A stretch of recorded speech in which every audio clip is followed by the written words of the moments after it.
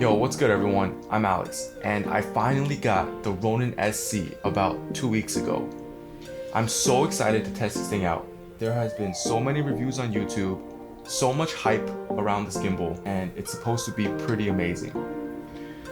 This isn't going to be a full review just because I'm not comfortable with putting out a review on a product that I just got, but I am going to share my first impressions, some of my favorite features, and stick around because I'm going to be shooting some test footage with the A7 III and some of my lenses like new Tamron 17 and 28, so that should be interesting to see.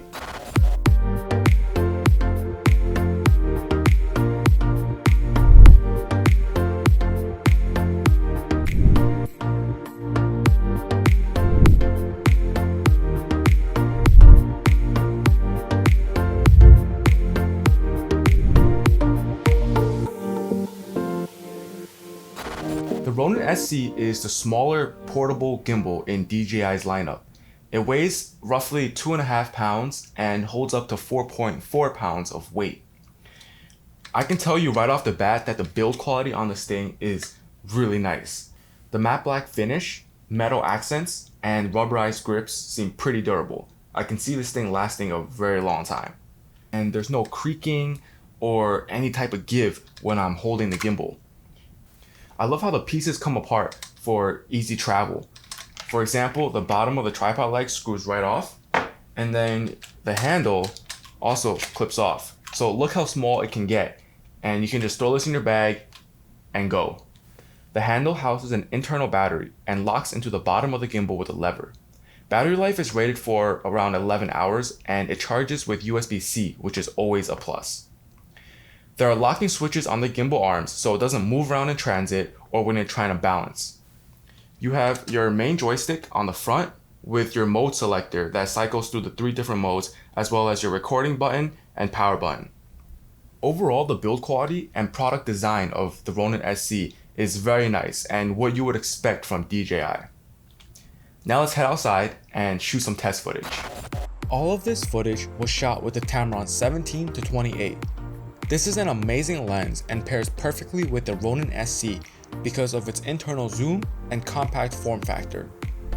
If you want to learn more about this lens, go check out my full review where I go in depth on sharpness, bokeh, distortion, and more. This first scene is just walking with the gimbal close to the ground. I wasn't trying to ninja walk or stabilize it in any way since these stones were pretty uneven and I was just trying to keep my balance. This next test uses some jib type shots where I raise the camera up from the ground over my head and then pan really quickly. I was pretty impressed with this test, especially since my movements were really quick and there was no jerkiness or shakiness in the footage.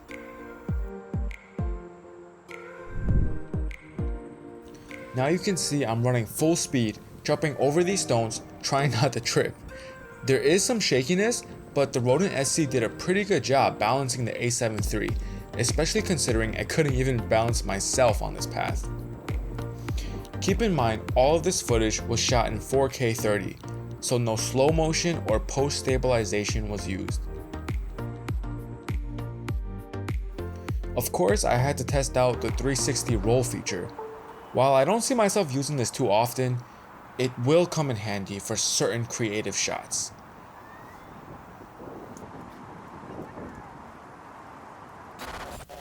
So one of the negatives of this gimbal is definitely the phone mount. There's nothing wrong with the phone holder itself, it's just the usability of it. When you mount it on your camera to use features like active track, which is really cool, you have to rebalance the whole camera.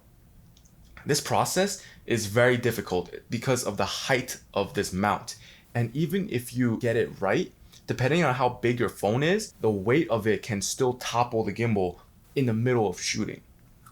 Some of the other features like the Force Mobile is only available on iOS devices for now. On a positive note, the app and software is very responsive, and I already have gotten a few software updates that improve the usability and stability of the software. So in conclusion, I am really happy with this gimbal so far. It fits really nicely into my minimal, lightweight travel setup, and while the phone mount is frustrating to balance, I don't rely on it too much because I can customize these 3 modes to fit my shooting style. And hardware aside, the app is still really powerful, and all of these features are not a bad thing. I really believe this gimbal can help you push your creativity and create really awesome videos. But before you pick it up, just make sure it works with your gear, because it is a small gimbal and heavier lenses will not work. I will be using it on a few upcoming trips, and we'll do a more in-depth review later on. In the meantime, comment down below and let me know what questions you have about this gimbal, what you want me to test out, and I'll try to put it into the full review later. If you like this video and would like to see similar content, I would really appreciate it if you subscribe. Thanks for watching, and see you next time. Peace.